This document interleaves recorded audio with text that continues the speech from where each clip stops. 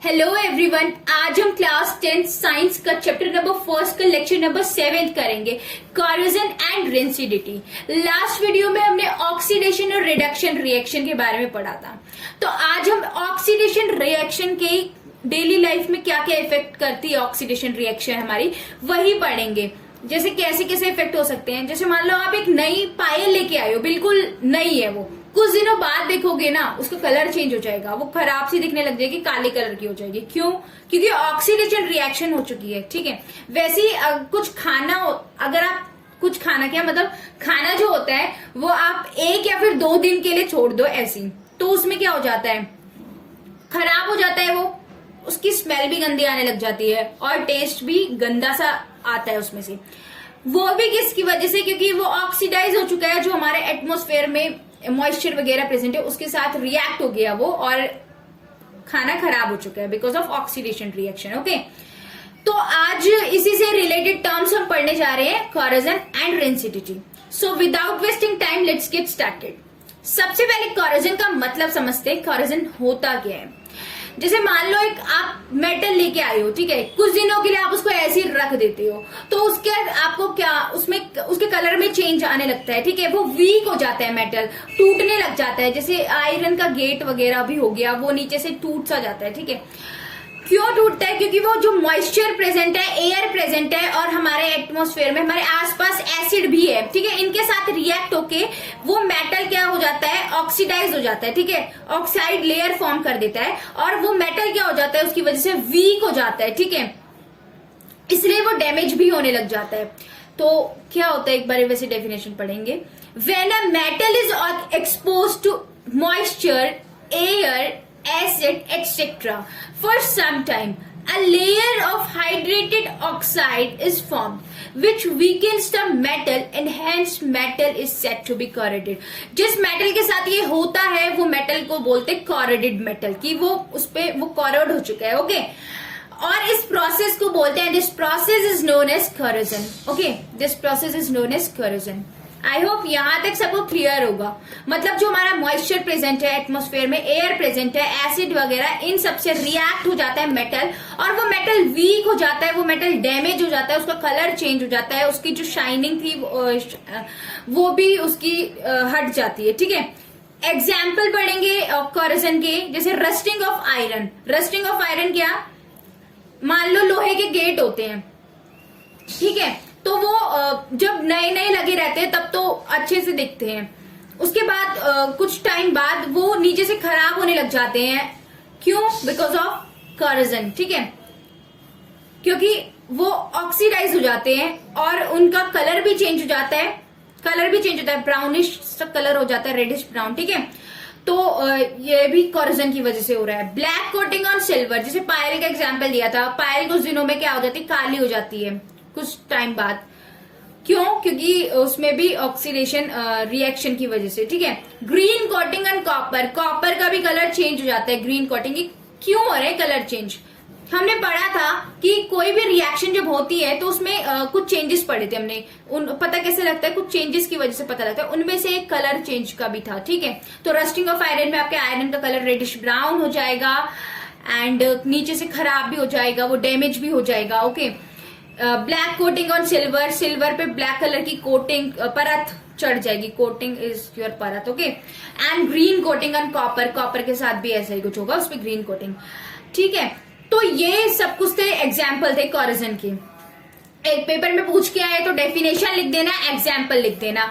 इससे बहुत ज्यादा नुकसान हो रहा है, ये तो हमारे डेली लाइफ में थे, हमारे घर के थे, पर जो ब्रिजेस होते हैं, ठीक है, वो भी मेटल से बने होते हैं, मोस्टली आयरन से बने होते हैं। ओके, तो कुछ दिनों बाद उनमें भी क्या हो जाता है, जंग लग जाता है ब्रिजेस में, और ये जो हमारे कार वगैरह होती है इनमें भी इसकी वजह से ये क्या हो जाते हैं, खराब हो जाते हैं। मशीन्स होती है ना, कंस्ट्रक्शन की मशीन्स जो होती है वो भी खराब हो जाती है। इससे हमारी जो इकोनॉमी है वो नीचे आ जाती है, बहुत सारा पैसा वेस्ट होता है। तो इसको प्रिवेंट करने के लिए कुछ मेथड होते हैं, क्योंकि इससे बहुत नुकसान हो रहा है हमारा। ठीक है, तो इसलिए इसको प्रिवेंट करने के लिए कुछ मेथड पढ़ेंगे। जैसे गैल्वेनाइजेशन, गैल्वेनाइजेशन एक मेथड है जिससे कि आप कॉरोजन को प्रिवेंट कर सकते हो। गैल्वेनाइजेशन क्या है? वो इसमें हम क्या करते हैं, जो जिंक होता है, zinc is a metal, zinc की कोटिंग कर देते हैं आयरन पे, क्योंकि ज्यादातर मशीन वगैरह पुल जितने भी होते हैं या यही सब कुछ आयरन से ज्यादातर बने रहते हैं ना, तो आयरन का, ठीक है। तो जिंक की कोटिंग कर देते हैं आयरन पर, जिससे कि ये फर्दर ऑक्सीडाइज ना हो। फर्दर ऑक्सीडाइज नहीं होगा तो जंग नहीं लगेगा इस पे, ठीक है। तो ये खराब भी नहीं होगा, तो ये बच जाएगा और बहुत सारा पैसा बच जाएगा। वैसे ही इलेक्ट्रोप्लेटिंग भी एक ऐसा ही प्रोसेस है जिसमें एक मेटल की दूसरे मेटल के ऊपर प्लेट चढ़ा दी जाती है, जिससे कि वो फर्दर ऑक्सीडाइज ना हो। पेंट वगैरह भी कर देते हैं लोग बागों के, पेंट वगैरह, जैसे किसी का नया कूलर होता है तो वो उस कूलर पे क्या कर देता है, पेंट कर देता है, क्योंकि कूलर भी आपका किसी आयरन से बना हुआ है ना, तो वो भी, उस पे भी जंग लग सकता है, खराब हो सकता है, पैसे वेस्ट होंगे। तो पेंट कर दो कूलर को लाके, जिसकी वजह से पेंटिंग से भी ये कॉरोजन प्रिवेंट होता है। Fourth method is your oiling. ये मेटल पे तेल लगा दो, जिसकी वजह से क्या होगा, कॉरोजन नहीं होगा, ठीक है। मतलब बचाव हो सकता है, ऐसा नहीं कि बिल्कुल नहीं होगा, पर कुछ टाइम तक आप उसको प्रिवेंट कर सकते हो, ठीक है। सेकेंड है हमारा रेंसिडिटी। रेंसिडिटी क्या, खाने वगैरह से रिलेटेड आएगा, ठीक है।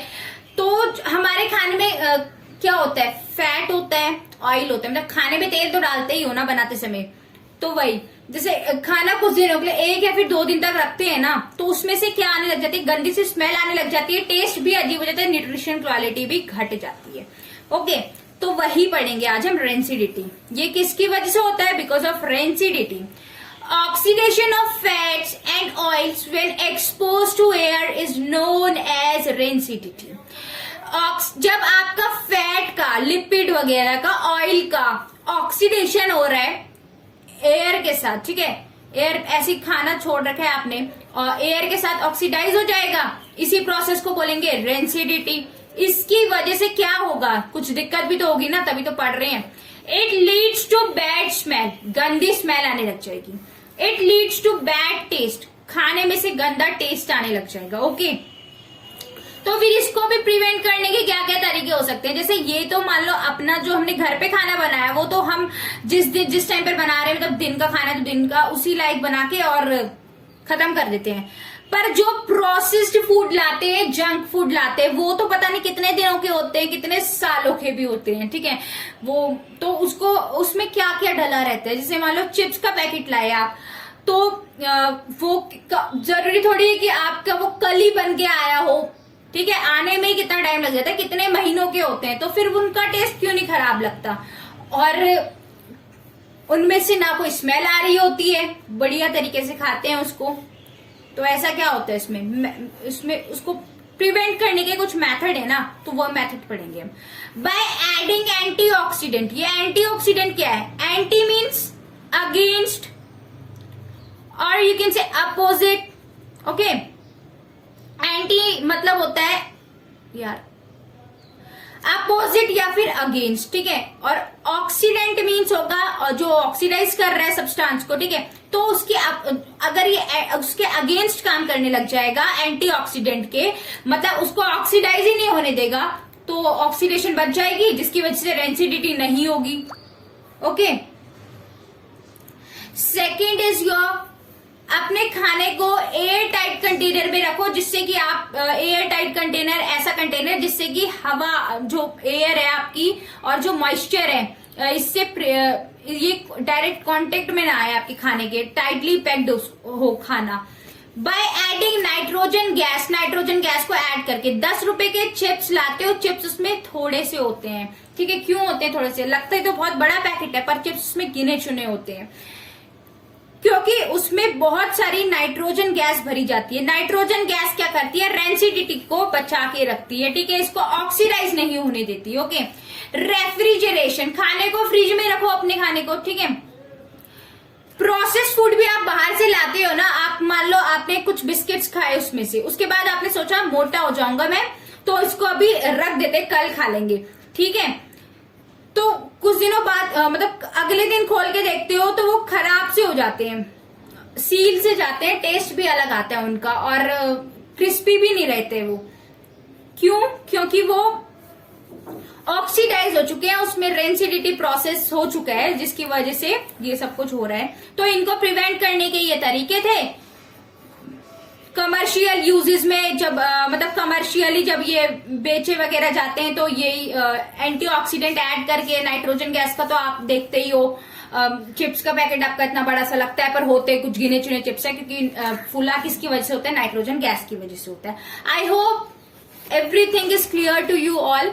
अगर कोई डाउट होगा तो कमेंट सेक्शन में लिख देना। Thank you for watching and next, ये चैप्टर खत्म हो चुका है यहाँ पर। नेक्स्ट चैप्टर को देखने के लिए please subscribe to my channel and इसके नोट्स, इस चैप्टर के नोट्स अगर किसी को चाहिए हो ना, तो वो डिस्क्रिप्शन बॉक्स में लिंक होगी इंस्टाग्राम की, ठीक है, उसको फॉलो कर देना। Thank you.